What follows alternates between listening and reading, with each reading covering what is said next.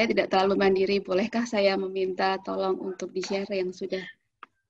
Oke, iya. Silakan, Bu. Baik, selamat siang teman-teman semua. Selamat siang juga teman-teman dari UNAIR, juga teman-teman mungkin dari universitas lain dan juga dari mahasiswa. Terima kasih tentu saja kesempatan yang diberikan kepada saya. Kalau mau jujur, saya juga bilang sama Mbak Santi dan juga bilang sama Mas Iga bahwa sebenarnya saya sudah lama sekali berpaling dari visual gitu ya. Jadi sudah meninggalkan analisis ini sejak saya S2 dulu. Jadi sudah sekitar puluhan tahun lebih saya tidak lagi melihat sudut pandang visual dalam analisis saya. Gitu ya. Tapi ya mungkin ini juga kesempatan lagi untuk kembali melihat beberapa hal yang mungkin tertinggal dan mungkin saya yakin bahwa apa yang saya berikan itu kurang update ya karena memang saya tidak terlalu mengikuti, tapi saya berupaya untuk menjawab pertanyaan-pertanyaan atau lontaran-lontaran yang cukup cukup kuat dari Mas Iga tadi ya, bahwa memang kayaknya perannya Mas Iga di sini adalah provokasi gitu ya, biar saya juga mungkin bisa lagi melihat bagaimana sebenarnya visualisasi perempuan yang ada sekarang ini atau yang berlaku sekarang ini. Dan beberapa yang dilontarkan Mas Iga saya tidak sepenuhnya tidak setuju gitu ya. Tapi mungkin saya mencoba untuk memberikan satu pandangan yang mungkin sedikit berbeda dari apa yang dilontarkan oleh Mas Iga tadi.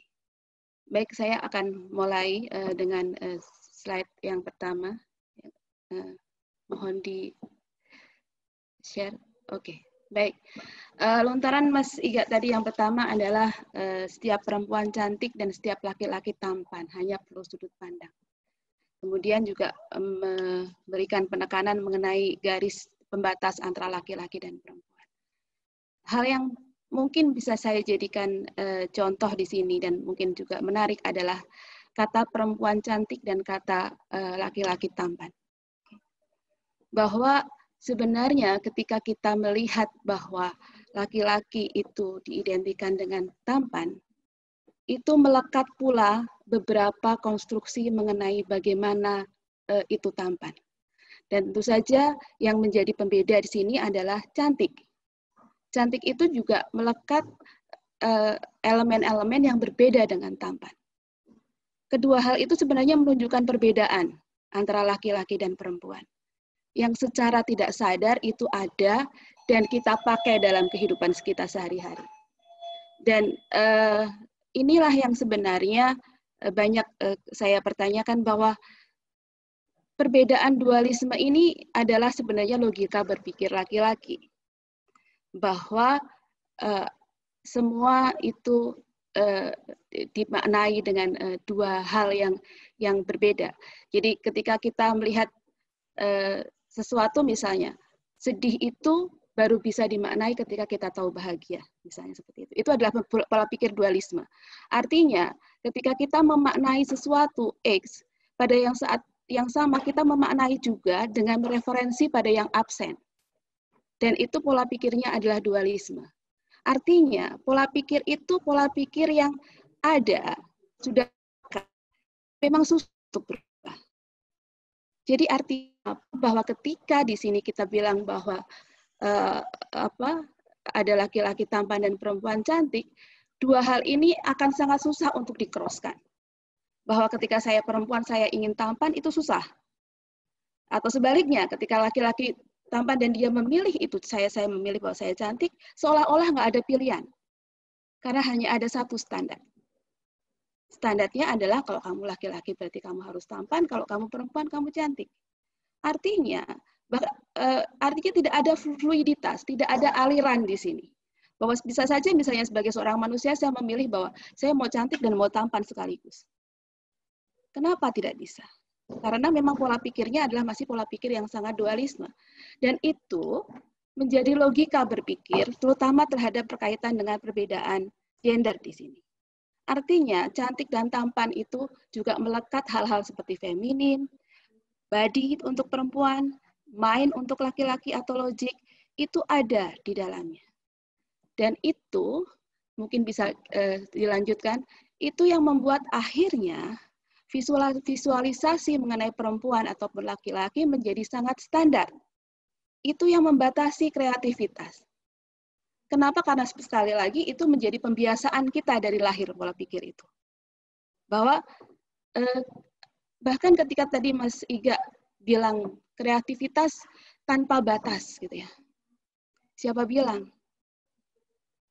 Bahwa saya pernah membaca, kalau nggak salah, Lacan bilang bahwa imajinasi adalah kesempatan paling baik untuk loops dari ideologi dominan.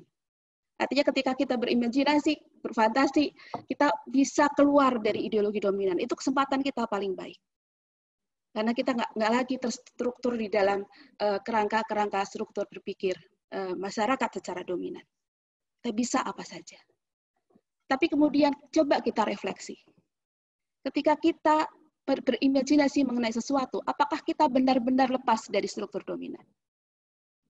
Ketika kita membayangkan misalnya, bagi yang perempuan gitu ya, memejamkan mata, bayangkan seperti apa pasangan ideal Anda ataupun laki-laki. Lihat seberapa banyak itu keluar dari hal-hal yang ditentukan oleh sosial. Hal yang paling gampang misalnya, tinggi badan. Oke. Adakah di sini para perempuan yang membayangkan pasangannya lebih pendek daripada Anda? Nggak ada. I don't think so. Kayaknya nggak ada.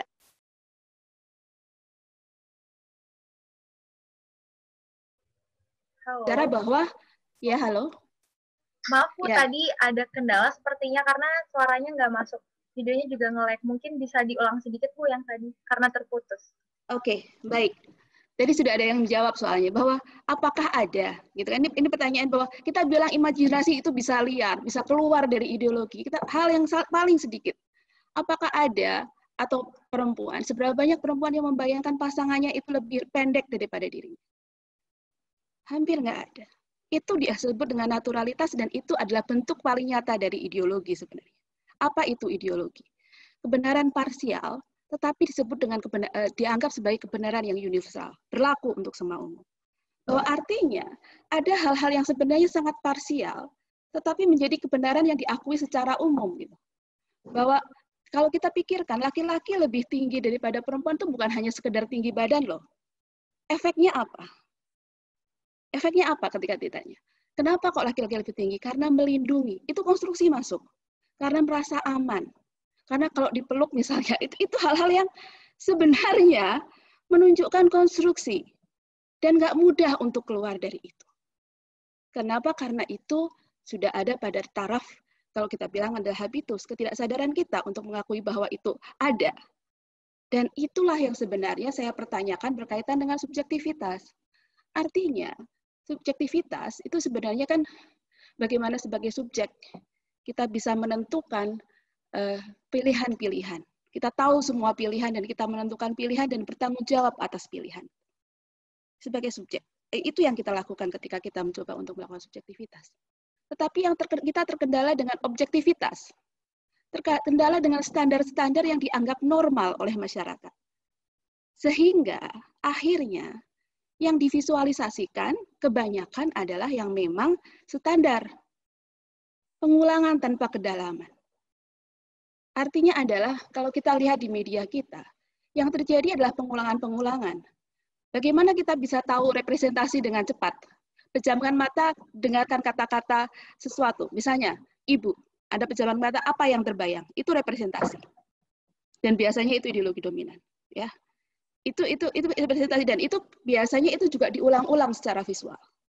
Jadi artinya bahwa ibu, ketika itu dibayangkan sebagai ibu, ketika itu dibayangkan ibu, pada saat yang bersamaan biasanya kita tidak akan membayangkan ibu seksual, seksi, itu kan? Pasti aseksual.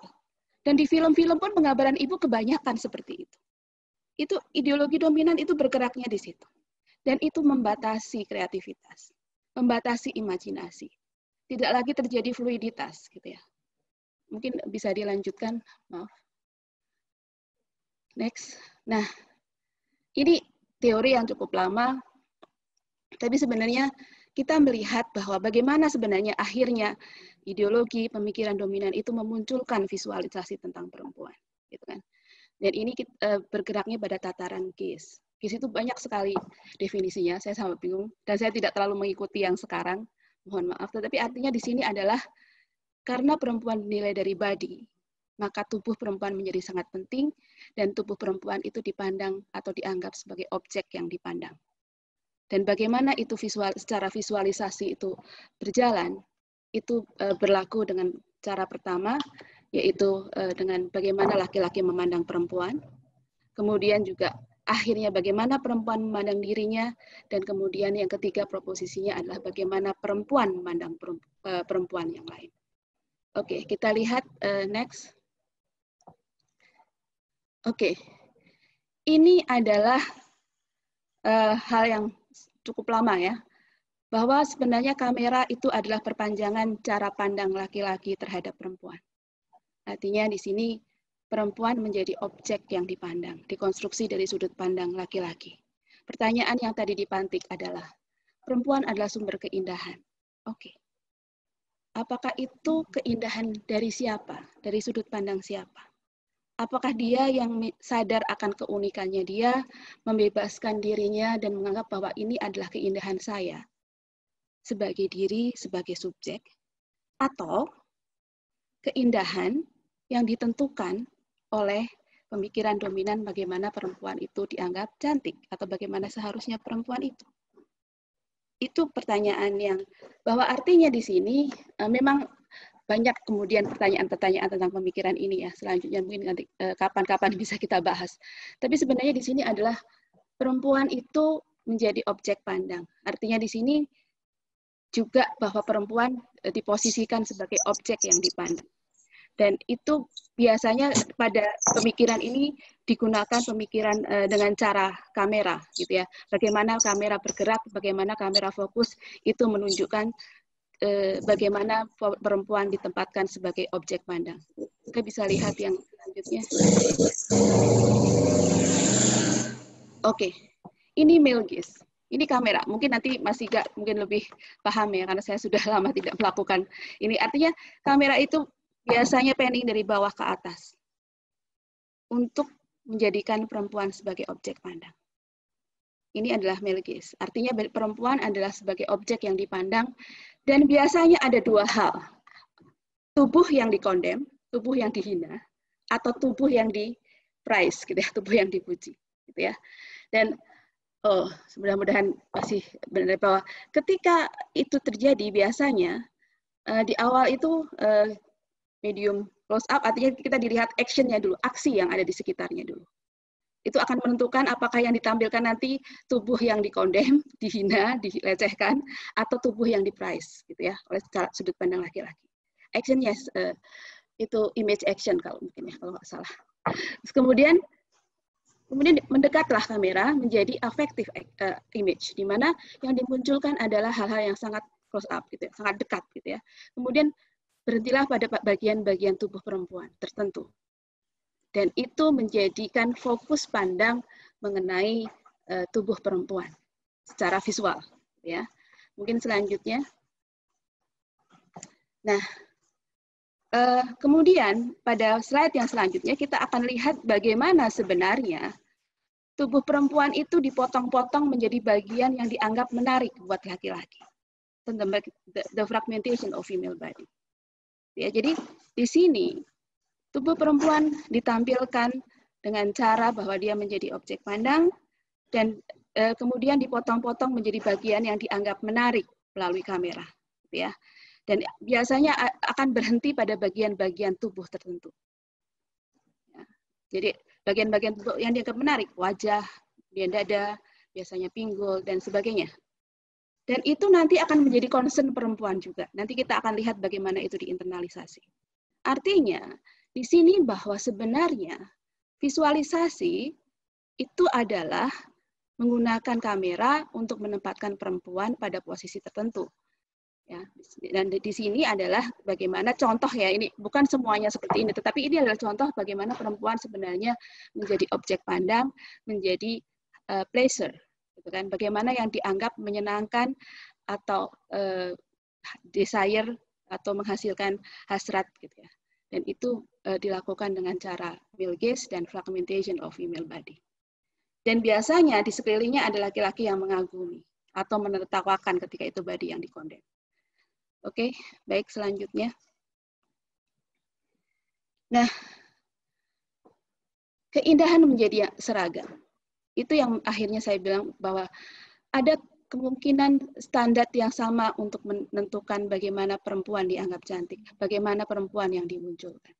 Contoh yang di kanan misalnya ini Julia Roberts, dia menjadi pengacara ataupun menjadi PSK, dia di frame dengan cara yang sama.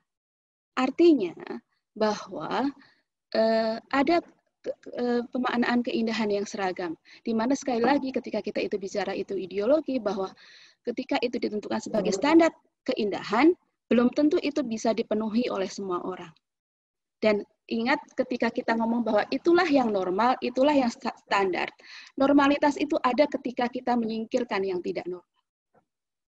Ya. Artinya ketika yang ditampilkan adalah hampir semuanya cantik dengan standar tertentu, kalau kita lihat di sinetron Indonesia misalnya, itu sebenarnya adalah upaya untuk menyingkirkan hal-hal yang dianggap tidak memenuhi standar. Misalnya kita bilang kayak gitu kok jadi model, misalnya seperti itu kan.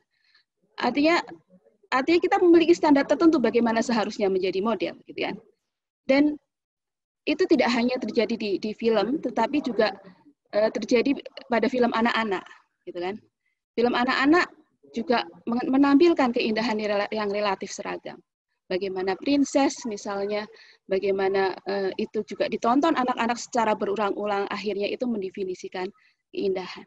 Nah, apakah kemudian pertanyaannya, apakah penonton itu mengeksploitasi? Penonton itu ketika pada posisi ini bisa dianggap sebagai spektakel. Artinya dia penonton yang bengong. Arah pemaknaan sudah diarahkan. Mode of address dari pemaknaan itu sudah ada. Gitu ya. Jadi disinilah yang sebenarnya tentu saja ketika kita ngomong teori-teori resepsi, teori-teori yang lain bahwa khalayak memiliki kemampuan untuk memaknai dengan cara yang berbeda gitu ya. Tetapi seberapa banyak itu? Bagaimana yang dominan ini juga mempengaruhi bagaimana khalayak memaknai tentang dirinya, bagaimana khalayak memaknai tentang perempuan dan sebagainya. Oke, selanjutnya. Nah, ini proposisi yang kedua, teman ya, bahwa ketika ada dominan visualization dengan cara yang seperti itu, dengan sudut pandang laki-laki, itu kemudian akan mempengaruhi bagaimana perempuan melihat dirinya. Bagaimana perempuan melihat dirinya.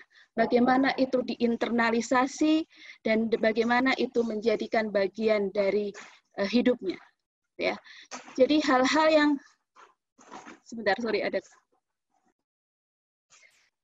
Jadi hal-hal yang dianggap sebagai saya kayaknya harus pindah. Jadi di sini adalah ada kondisi di mana dominan visual itu menjadi bagian dari internalisasi perempuan, ya. Nah, mungkin bisa selanjutnya. Maaf, ada gangguan. Nah, di sini kemudian kita pikirkan, perempuan itu menyadari keindahannya. Sekali lagi, keindahan menurut siapa? Apakah keindahan yang dia sadari itu adalah keindahan berkaitan dengan tubuh perempuan, itu berkaitan dengan diskurs dominan mengenai perempuan? Ketika dia ngomong bahwa oke, bikini body, nggak ada flap di perut misalnya, itu apakah itu kesadaran? Apakah itu keindahan yang disadari? Atau keindahan yang memang disadari atas posisinya dia? Gitu ya. Dan pada posisi ini, pada posisi yang kedua ini adalah proses di mana itu diinternalisasi oleh perempuan. Dan di sini sebenarnya proses penundukan terjadi. Mungkin bisa dilihat pada yang selanjutnya. Oke. Saya akan kembali pada konsep ideologi. Oke. Jadi kita pahami bahwa ideologi adalah kebenaran parsial yang sebenarnya kebenaran yang hanya parsial tetapi dianggap universal. Bagaimana ideologi itu bekerja? Ideologi itu bekerja dengan cara interpelasi, memanggil dia. ini mohon maaf ya, mungkin saya mencontohkan dengan agama, maaf, bukan bermaksud menghina atau apapun ya, tapi ini mungkin contoh yang paling gampang untuk bilang kapan kita terpanggil gitu ya. Misalnya ketika ada bilang bahwa hai orang-orang yang beriman, gitu kan. Beberapa hal kita sering bercanda kan, berarti yang tidak beriman tidak hai gitu kan. Tapi itu sebenarnya adalah proses keterpanggilan, gitu ya. Begitu kita terpanggil bahwa saya merasa bahwa saya orang yang beriman, pada saat yang sama saya melakukan interpelasi, saya melakukan ritual-ritual yang dianggap layak atau harus dilakukan oleh orang-orang yang berada pada golongan orang yang beriman. Oke, itu ide. Dan Winship itu menggunakan logika yang relatif sama. Artinya dia menggunakan konsep dari Althusser mengenai interpelasi. Bagaimana sebenarnya ketika perempuan melihat image mengenai sesuatu di majalah, di media, ada koneksi yang akhirnya dia memasukkan dirinya. Ketika dia terpanggil, pada saat yang sama dia tertundukkan pula untuk melakukan hal-hal yang dianggap layak untuk masuk kategori tersebut. Ketika Anda terpanggil misalnya, lihat perkawinan, Anda terpanggil, wah pengen cantik maksimal. Pada saat yang bersamaan ketika Anda akan menikah misalnya, Anda melakukan ritual-ritual yang dianggap sebagai bagian dari menjadi cantik untuk hari pernikahan. Ketika Anda melihat slim and happy misalnya, dan Anda merasa terpanggil untuk itu, bahwa oke, aku pengen langsing dan aku pengen happy. Kemudian Anda lihat, di situ muncullah ritual-ritual apa yang harus dilakukan agar Anda menjadi slim dan happy. Itu adalah koneksi keterpanggilan itu ada di situ. Artinya, visual yang dominan mengenai perempuan itu bisa memanggil perempuan untuk menginternalisasi dan menundukkan perempuan untuk mendisiplinkan tubuh mereka, terutama kalau kita bicara tentang tubuh. Ketika kita melihat profil perempuan yang ideal dalam hal tertentu, kemudian kita membaca bagaimana seharusnya perempuan itu melakukan sesuatu, ketika kita merasa bahwa kita terpanggil diri kita sebagai perempuan, pada saat yang sama kemungkinan ketika kita terinterpelasi adalah kita tertundukkan dan melakukan ritual-ritual. Dan visual-visual yang ada, dan itu kita pelajari dari kita kecil sampai dengan kita besar, sebagai perempuan misalnya, itu bisa memunculkan keterpanggilan itu. Bisa memunculkan keterpanggilan itu. Artinya, nanti ketika Anda sudah menikah misalnya, ketika Anda terpanggil menjadi istri, pada saat yang sama, Anda tertundukkan bahwa secara dominan, istri itu harus seperti ini. Ya kan? Nggak boleh membantah suami. Misalnya seperti itu. Ketika itu ideologi dominan memanggil, ada kemungkinan Anda melakukan ritual-ritual yang memang disyaratkan untuk masuk pada kelompok. Oke. Ya. Kemudian selanjutnya bisa dilanjutkan. Ya. Kemudian lalu masalahnya di mana? Gitu ya. Sekali lagi, saya tidak melakukan generalisasi. Ini adalah ada beberapa kemungkinan yang muncul sebagai akibat atau sebagai implikasi dari bagaimana secara dominan perempuan ditampilkan. Oke. Lalu masalahnya ada di mana? Ini yang kemudian dipertanyakan. Dari sudut saya, dari perspektif saya, ada beberapa masalah yang mungkin harus ditengarai. Ya, selanjutnya, yang pertama adalah, oke. Ada akhirnya pembelajaran yang terus-menerus, baik itu secara visual maupun secara sosial mengenai bagaimana tubuh perempuan yang seharusnya, itu memunculkan kecemasan yang terus-menerus terhadap sebagian perempuan akan tubuhnya. Jadi kalau ada survei yang bilang bahwa sebagian besar perempuan pasti merasa tidak puas akan tubuhnya. Dan sebagian lagi merasa bahwa dia selalu cemas akan tubuhnya. Ya. Kenapa? Ini bisa dibilang sebagai hal yang terkait dengan objek yang dipandang. Bahwa kita selalu khawatir, atau mungkin beberapa perempuan khawatir bahwa dia tidak layak menjadi objek yang dipandang. Ya, artinya apa? Ketika keluar, jangan dasteran aja atau ketika keluar harus dandan dulu, malu gitu ya. Itu sebenarnya internalisasi dari objek yang dipandang. Ya, kalau Anda bilang bahwa ini saya berdandan adalah untuk ekspresi saya, nggak apa-apa juga kalau itu memang terjadi gitu ya. Artinya ada kemungkinan, sekali lagi saya bilang, itu membuat kecemasan yang terus-menerus perempuan pada tubuhnya.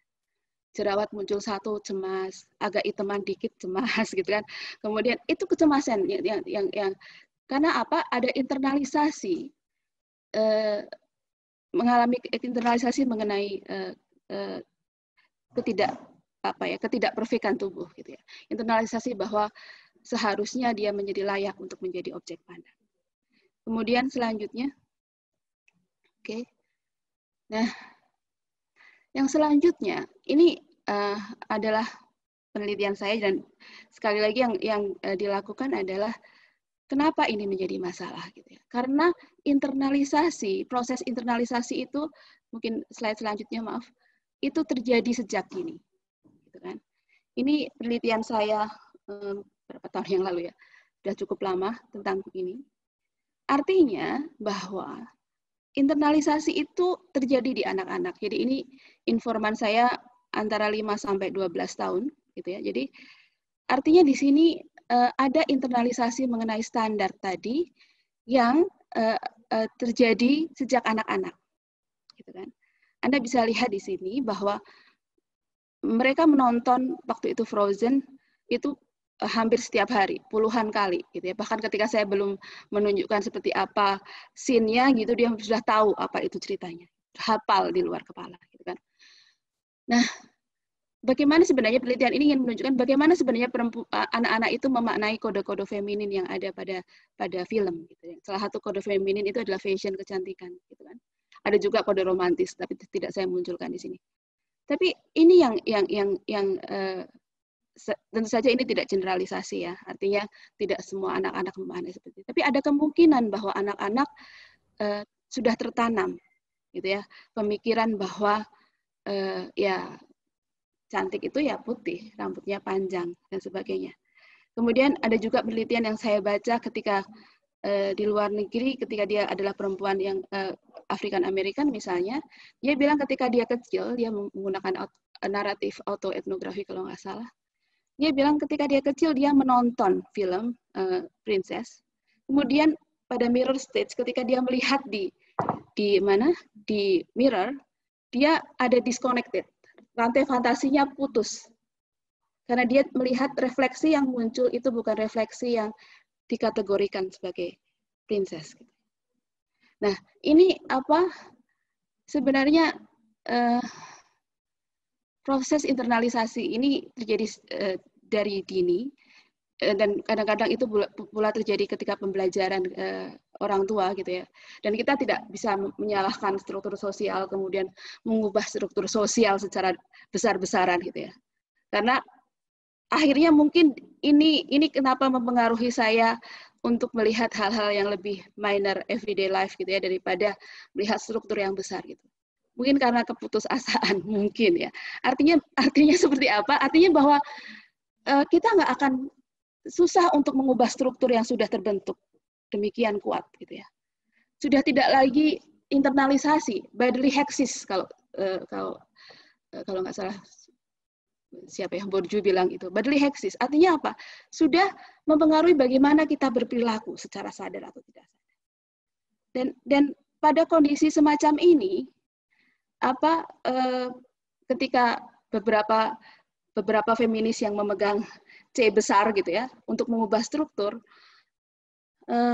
ini membuat ya saya tidak akan ya mereka berjuang itu bagus juga gitu ya, tetapi artinya itu yang mungkin akhirnya mengubah jalan saya untuk tidak lagi melihat pada film ya. Artinya itu mungkin nanti akan saya jelaskan nanti. Tetapi artinya di sini bahwa ada struktur yang menginternalisasi perempuan pada level-level tertentu, bahkan pada level ketidaksadaran, yang akhirnya membuat kecemasan yang terus-menerus yang terjadi pada beberapa perempuan untuk bisa memenuhi PET yang sudah ditentukan, gitu kan. Dan untuk keluar dari PET itu tekanan sosial sangat besar gitu ya. Kemudian kita lanjutkan. Oke. Selanjutnya. Nah, ini menarik. Laki-laki juga dieksploitasi. Tidak masalah gitu. Sebenarnya ini yang mungkin harus dipahami. Konstruksi dominan mengenai laki-laki dan perempuan sebenarnya tidak hanya merugikan perempuan, juga merugikan laki-laki. Sekali lagi itu ideologi dominan. Artinya, ketika secara struktur laki-laki ditempatkan dengan karakter tertentu, dia harus bekerja, penghasilan lebih tinggi, memenuhi kebutuhan keluarga, harus kuat, tidak boleh emosional, kata Mas Ika tadi misalnya, tetapi tidak semua laki-laki bisa memenuhi itu. Yang ini yang saya bilang, ketika ada standar normalitas, cara standar normalitas itu bekerja adalah dengan menyingkirkan yang tidak normal. Artinya ketika laki-laki tidak bisa memenuhi itu ya, dia menjadi laki-laki yang dianggap lemah, laki-laki yang tidak diinginkan gitu. Artinya itu juga berlaku sama pada perempuan. Jadi artinya siapapun laki-laki atau perempuan tidak boleh dieksploitasi. Apalagi ketika dia eksploitasi adalah abuse ketika posisinya lebih vulnerable gitu ya. Itu terjadi eksploitasi apakah karena uang, karena kekuasaan ataupun seksualitas dan sebagainya. Seharusnya tidak boleh gitu. Nah, tidak masalah atau masalah. Ya, ini mungkin saya akan melihat ini dengan logika kekerasan ya, bahwa seringkali kita menaturalisasikan kekerasan itu layak buat perempuan tapi tidak, kekerasan seksual ya terutama, layak bagi perempuan tetapi tidak layak bagi laki-laki. Artinya kita seringkali menertawakan ketika ada kabar laki-laki diperkosa. Laki-laki dilecehkan oleh 5 perempuan misalnya, gitu kan? Kita itu lelucon gitu kan? Nggak mungkin terjadi. Kok bisa gitu? Tetapi ketika berita-berita tentang perempuan mungkin diperkosa, perempuan dilecehkan di tempat kerja oleh bosnya dan sebagainya, masyarakat memaklumi itu. Artinya sebenarnya logika kekerasan itu lebih masuk pada kekerasan terhadap perempuan. Dan ini sebenarnya sama-sama tidak menguntungkannya buat perempuan dan buat laki-laki gitu. Karena ketika laki-laki dieksploitasi itu ditertawakan gitu kan. Dan ketika perempuan itu logika kekerasan dianggap wajar, akhirnya yang terjadi adalah tidak ditangani dengan serius. Undang-undang PKS misalnya itu diperdebatkan apakah itu kekerasan atau tidak. Artinya tidak ya, karena bahkan terjadi pembenaran tertentu untuk bilang bahwa perempuan tertentu memang layak untuk diperkosa gitu ya. Saya pernah melakukan penelitian di lokalisasi di PSK gitu kan. Ada salah seorang pekerja yang bilang bahwa saya pernah diperkosa oleh klien saya. Karena yang harus dipahami adalah tidak semua ada aturan-aturan kode tertentu di mana ada tempat-tempat tertentu, misalnya ketika dia di tempat karaoke tidak boleh berhubungan seksual. Dan biasanya ketika pekerja seksual perempuan itu tidak berniat untuk melakukan hubungan, biasanya dia memilih untuk menyanyi di karaoke. Gitu ya. Nah, tetapi ada beberapa laki-laki yang memaksa untuk melakukan itu. Dia melawan, kemudian terjadi kekerasan, kemudian babak belur dan sebagainya. Ketika itu dilaporkan, ditertawakan. Mosok pelacur kok diperkosa.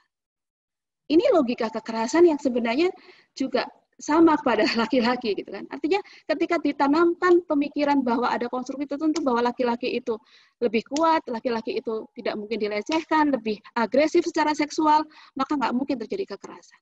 Ketika dilekatkan label PSK itu adalah bekerja dengan pelayanan seks misalnya, maka nggak mungkin dia diperkosa. Itu sebenarnya adalah logika yang sama kenapa laki-laki tidak masalah dieksploitasi dan sebagainya. Sebenarnya kalau kita ngomong eksploitasi semuanya bermasalah, itu laki-laki atau perempuan. Ya, kita lanjutkan. Baik, selanjutnya. Nah, ini level yang ketiga. Artinya tadi kita mungkin diulang lagi bahwa level bagaimana posisi perempuan. Yang pertama adalah bagaimana laki-laki memandang perempuan. Kemudian yang kedua adalah bagaimana internalisasi perempuan terhadap cara pandang laki-laki mengenai perempuan. Yang ketiga adalah bagaimana perempuan melihat perempuan yang lain. Ini levelnya sudah pada surveillance. Artinya, perempuan juga menjadi agen untuk mengontrol, mendisiplinkan perempuan lain. Artinya, dia tidak hanya menjaga tubuhnya, tetapi juga ngasih komentar, ngerasani, gosipin tubuh-tubuh perempuan lain. Dan ini adalah proses internalisasi pada level yang dia sudah menjadi tahap agency untuk surveillance.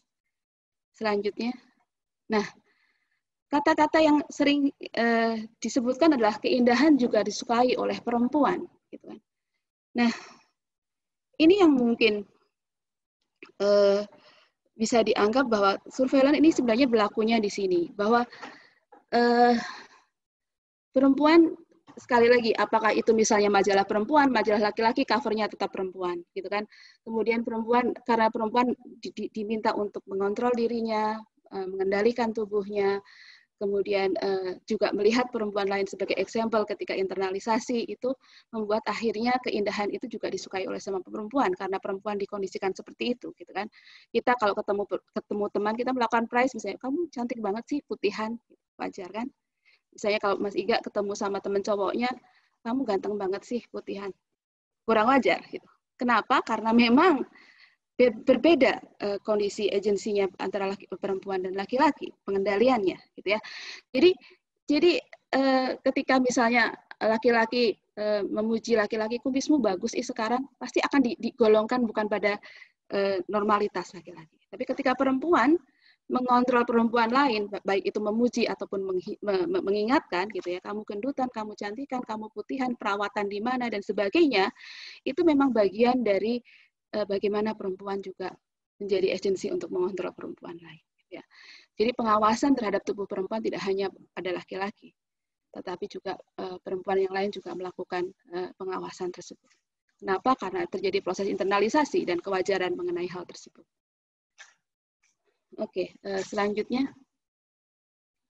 Nah, lalu bagaimana? Apa yang harus dilakukan dengan kondisi yang seperti ini, gitu ya? Ya. Female body dan sexuality itu menurut saya menjadi sangat penting untuk di-reclaim, gitu ya. Artinya mungkin bisa dilihat selanjutnya. Artinya di sini bahwa ketika pertanyaan apa yang harus dilakukan, pasti orang akan menjawabnya. Kita berbeda-beda ya, dan berbagai aktivis perempuan juga akan menjawab berbeda-beda, gitu ya, untuk bagaimana yang harus dilakukan. Tetapi menurut saya yang pertama adalah bagi mereka yang memiliki kemampuan kreatif, bagi mereka yang memiliki kemampuan untuk membuat film dan sebagainya, mungkin bisa menciptakan konstruksi yang berbeda mengenai tubuh dan seksualitas perempuan sebagai fluid. Bukan hanya sebagai menjadi objek pandang, gitu ya. Ada power, ada self claims, ada beberapa narasi, beberapa cerita perempuan yang belum banyak tercover misalnya. Beberapa pengalaman tubuh perempuan yang belum banyak terlihat di film, gitu kan. Yang saya sempat baca itu, sekali lagi karena saya tidak banyak mengikuti film, wayang Jawanya Garin misalnya, itu menurut analisis yang saya baca itu menunjukkan female gaze atau opposition, gaze perlawanan yang keluar dari dominasi dominasi gaze dari laki-laki. Artinya ada kemungkinan untuk melakukan itu. Ada kemungkinan untuk menciptakan hal yang berbeda. Tapi tentu saja sekali lagi kalau kita ngomong pada cultural industry semacam ini, yang laku adalah yang copy paste, ya, yang artinya yang sesuai dengan pasar atau peniruan-peniruan tanpa kedalaman. Kita sampai nggak tahu mana yang asli, mana yang copy, gitu kan. Tetapi tentu saja butuh orang-orang yang berdedikasi untuk menciptakan itu, menciptakan wacana tandingan mengenai bagaimana seharusnya perempuan, suara-suara yang berbeda ketika menampilkan perempuan, dan sebagainya, gitu ya. Nah, yang kedua ini yang mungkin relatif saya pilih, gitu ya, karena saya tidak memiliki kemampuan untuk kreatif, gitu ya, untuk menciptakan film, untuk mencoba memberikan tontonan yang berbeda, gitu ya. Tetapi ada kesempatan juga untuk mulai mendengarkan narasi-narasi perempuan, gitu ya. Suara-suara perempuan itu mulai didengarkan. Artinya beberapa kelompok-kelompok perempuan marginal misalnya itu perlu didengarkan bagaimana suaranya. Bagaimana juga perempuan yang survive dari bullying atau fat shaming misalnya. Didengar suaranya, ditunjukkan suaranya, coba dipahami sudut pandang mereka. Karena sekali lagi apa yang saya bilang tadi itu klaim yang sangat sebenarnya in a way generalis gitu ya, bahwa halayak itu dianggap bengong, halayak dianggap perempuan dianggap tidak memiliki kemampuan untuk melawan dan sebagainya. Tapi justru ketika perempuan bisa melawan, ketika perempuan bisa mengeluarkan pemikiran yang berbeda, ketika perempuan bisa menempatkan posisi yang berbeda, kita perlu bertanya pada mereka. Bagaimana mereka bisa keluar? Karena sekali lagi beberapa analisis terhadap film misalnya, sangat susah untuk bilang bahwa suatu film memang bisa keluar dari struktur pemikiran dominan. Susah sekali untuk melakukan itu. Ya, tapi tentu saja paling tidak itu ada suara yang berbeda. Meskipun ada di sisi-sisi lain itu masih tertrap pada pemikiran yang sama gitu ya. Tetapi ada sisi-sisi di mana itu menyuarakan hal yang berbeda. Menurut saya itu sudah bagus di tengah gegap gempita keseragaman yang ada. Dan di tengah kemungkinan bahwa ada dominasi terhadap perempuan, kita mencoba untuk mendengarkan mereka yang terdominasi atau juga mereka yang bisa memiliki kekuatan untuk memiliki alternatif identity yang berbeda, itu juga perlu didengarkan. Jadi mungkin di yang kedua ini saya banyak melihat itu. Nah, apa yang kartun ini? Ini menarik. Ini kartun ini saya tonton ketika saya muda sebenarnya, pernah muda saya sebenarnya. Jadi ini Sakura the Cardcaptor. Saya nggak tahu kalau yang orang anime biasanya dia suka nonton ini. Ada apa yang pernah nonton? Ini film lama 80-an. Dan saya menontonnya di TV di channel TV biasa. Ini adalah film anak-anak. Tapi kemudian saya menyadari bagaimana fluiditas dari film kartun ini ketika saya mengenang kembali setelah saya mungkin belajar. Artinya ini adalah film anak-anak yang menunjukkan fluiditas seksualitas. Ini menurut saya di sini sangat menarik. Dia sama sekali tidak menghakimi different sexual orientation misalnya. Dan itu dianggap sebagai wajar saja. Tidak mempertanyakan, tidak menertawakan, tidak heran, tidak kaget gitu. Itu adalah bagian dari kehidupan sehari-hari dan itu adalah konstruksi yang biasa.